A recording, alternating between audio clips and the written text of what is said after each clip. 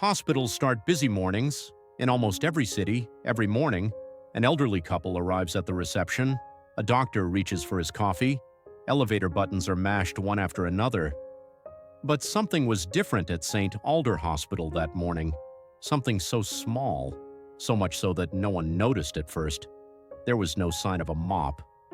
The building management didn't check the elevator floor, the trash cans were a little fuller, and the air had replaced the smell of soap with a faint metallic silence.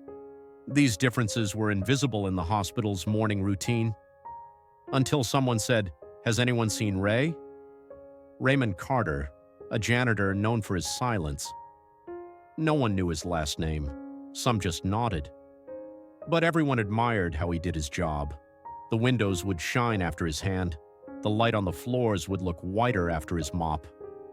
He was never there, but his presence was felt, and his absence was strangely disturbing. The head nurse, Clara, was the first to notice. "Wasn't Ray on shift?" she asked at the morning meeting. "Maybe he's late," the head nurse said. But Ray wasn't. He was always there. He seemed to have found his place without waiting for anyone's approval. By 10 o'clock, the intensive care nurses, the sterilization room staff, and even the security guards were asking the same question. "Where is Ray?" His phone was out of reach. His address was missing from the file. There was no emergency contact listed. Ray was always there, but almost nothing was known about him. Towards noon, a manager went down to Ray's locker room. In the basement, 2 floors below ground, among the narrow metal lockers, Ray's locker was still locked. There was a small paper note on it, a simple, handwritten sentence. "Cleaning sometimes erases not only the surface, but also the past." The key was found, the locker was opened, and what was inside was the echo of a life hidden behind the silence. The interior was perfectly organized. 2 uniforms, a spare pair of shoes. But what really caught my attention were the top shelves. There, notebooks, folders, and envelope files were arranged according to year. The date started from 1998. There was a folder full of children's drawings. Small notes were attached to it. "Thanks, Uncle Ray. I wasn't scared today. I saw my mother, but you smiled at me, so I was fine. I saw the stars on the ground. I know you put them there." On another shelf were letters written by elderly patients. Some had been read, some had never been opened. But the box at the bottom made everyone go quiet. It had only this written on it: "Open only when the truth is gone." When one notebook was glanced at, the inner world of the hospital spilled out in words. Ray had taken notes of what he heard at night, in which rooms sadness accumulated, who was actually crying when he thought no one was crying. On one page he had written, "Today a young father lost his child on the 3rd floor. He didn't scream. All he did was look out the window. A window, a look. There was more than just cleaning left there." On another page, "Last night Nurse L fell asleep in her chair. I put the blanket over her head. When she woke up in the morning, she smiled. That smile was enough for me." Raymond Carter was not just a cleaner, he was a witness to the hospital. He was not in the camera footage nor in the official files, but he was there. The head physician closed the notebook slowly. "What do we have?" whispered head nurse Clara, and at that moment they thought the box had to be opened. Inside the box was a photograph, black and white, dated 1982. On the back was written in pencil, "It is not only the eye that sees everything." From that moment on, everyone was silent, because it became clear that this was not just a man's closet, it was the archive of a past viewer. How many people do you think touch lives without being seen? And how many secrets do they carry in their silence?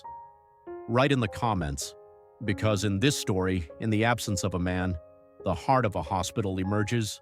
And don't forget, subscribe. Because what is told here is not just what happened. The stories of the unseen also come to life here. The chief physician held the notebook in his hands, and everyone in the room was breathless. No one spoke because everyone felt something but could not put into words what it was. Ray's notebook seemed to be silently shouting, "I saw it." And this was a testimony that no one was accustomed to. Nurse Clara opened a page from the notebook. The page was yellowed at the edges, the writing in pencil. The top heading simply read, November 9th, 2001, that night. The page was full. Ray's writing seemed to have been written with a tremor. Night shift. The silence is unusual. The lights went out early in the second-floor pediatrics hallway. A security guard stood in the stairwell, but then there was no one there. But the loudest sound was the sound coming from the bathroom. Not the dripping of the water. Whispers. A child's voice. I recorded it. Page 47. Clara turned to page 47. That page was drawn with the hospital plan. Ray looked like he had a ruler in his hand. Rooms, dates, shifts, names. Some rooms were crossed out in red. Some had asterisks next to them, and one room was highlighted 2C-K. The following sentence was next to it. One of the rooms that leaves no trace, but even silence is a trace. Ray's notebook was like a notebook of evidence. He had recorded not only the events, but also his intuitions. The chief physician notified the hospital archives. They requested a record of room 2CK. The room was now the staff rest area, but no one remembered what had happened in 2001. There was something missing in the file that arrived the next day. There was no camera footage of that room in November 2001. But even stranger, a child whose name was not registered had come to the hospital that same week, nameless, without a family. And he had been kept in room 2CK for one night. The file contained only one explanation: medical observation, isolation. But why? By whose decision? And where had the child gone then? Ray's notebook did not become quieter at this point. On the contrary, it had become more intense. That same morning, the pediatric nurse was crying. I went to her. She did not speak, but a handkerchief fell out of her pocket. It had a blue children's hair clip on it. I took the handkerchief and put it in my box. The smell was still there. Head nurse Clara glanced at the box again. Yes. Underneath the notebooks was a handkerchief wrapped in a plastic bag, and inside the handkerchief was a blue plastic hair clip. This is from years ago, Dr. Simon said. Why did Ray keep such a small thing? The answer was in the notebook. Because that child was forgotten, but I didn't. Because silence is sometimes greater than a scream. The chief physician consulted the hospital administration.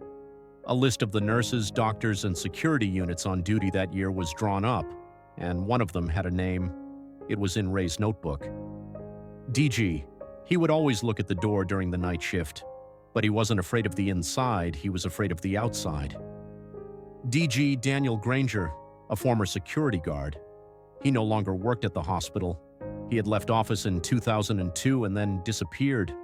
The police were contacted, old records were searched, and a closed file was found in the police archives regarding a girl, approximately 5 years old, who had gone missing in 2001 and had never been found. Name: Lily Tomlinson. Date of disappearance: November 9th, 2001. Last seen, St. Alder Hospital area. The file matched, and the only witness was Ray. He had never spoken for years, but he had written everything down. He had turned silence into an archive. When the police unit arrived at the hospital, the only truth they had was Ray's notebook, the plans he had drawn, and the notes he had kept. But even they said this: what this man wrote is clearer than the court evidence. Viewer, do you think a silent person could watch you for years and know you better than you know yourself? Ray was dragging not only a mop, but also a justice behind him while doing his job. Write in the comments and subscribe. Because this story doesn't end here. Sometimes real justice comes from the closet on the bottom floor. And now, the lock of that closet has been unlocked. When the police reopened Lily Tomlinson's missing file, they had no official evidence. All they had were Ray's notebooks, drawings, notes, and a child's hair clip, which he had kept for years. But these documents not only revived a dead file, but also awakened the hospital's memory. The chief physician read one of Ray's notebooks from beginning to end for days. On page 82, he came across a sentence. That night, a voice came from room 2CK. It was not a child, but a fear. But no one heard. because sometimes children cry so silently. Some of the former hospital staff were questioned one by one. Nurse L had left the job, but she was reached. After a long silence on the other end of the phone, she whispered, "Did Ray really write?" And then she added, "I only heard that a child was being held there, but I was told to be quiet." Ray was on duty that night, but no one would listen to him. The police tracked down the former security guard named in the notebooks, Daniel Granger. It turned out he had been living in another city under a different name for years. He was questioned. At first, he denied everything during the interrogation, but then when Ray showed him the maps, the room plans, and the notebook with the hairpin, his face fell. Daniel looked away and said, "I didn't kidnap her. I just turned a blind eye." And then the truth came out. In November 2001, a child named Lily Tomlinson was found walking alone in the parking lot outside the hospital. It turned out her mother had been in an accident and had been taken to the hospital by ambulance, but Lily hadn't been able to get in that ambulance, and no one had noticed her coming. She had been taken to the hospital that night without being recorded. She had no name, she had no identification, and it seemed that someone had wanted her to be ignored. Daniel Granger was on duty that night, and he admitted that he had kept Lily by herself for a while. She was alone, quiet, but then someone came. I just walked away. In the notebooks, Ray wrote that he had watched Lily for several nights. He had left her food, put out a sketchbook. But then, one morning, the door to her room was locked, and Lily had never been seen again. There was a fog on the window of the room, and Ray had taken a picture of that fog. At the bottom of the box was a Polaroid, a shape drawn in the fog with his finger, a heart, the letters R and L inside. "I was there," Ray had written on the last page of the notebook, "but all I could do was touch that foggy glass, not like an adult, just like a cleaner. But this notebook, this heart, is my testimony. This will be my real voice." The police presented the recordings to the court. Although direct evidence was lacking, a lawsuit was filed against Daniel Granger for neglect of duty and failure to testify. And more importantly, Lily's family faced the truth years later. Her mother survived the accident, but Lily's fate was never learned. She searched for her in other cities for years, unable to make her voice heard. Thanks to Ray's notebook, her mother wrote Lily one last letter.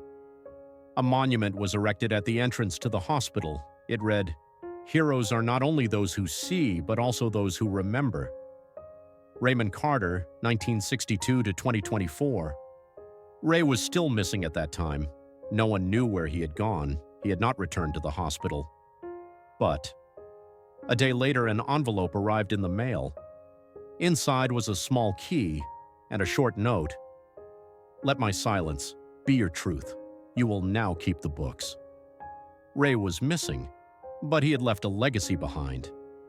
Viewer, sometimes the greatest witnesses are the ones who speak the least, and justice comes not with voices, but with persistence.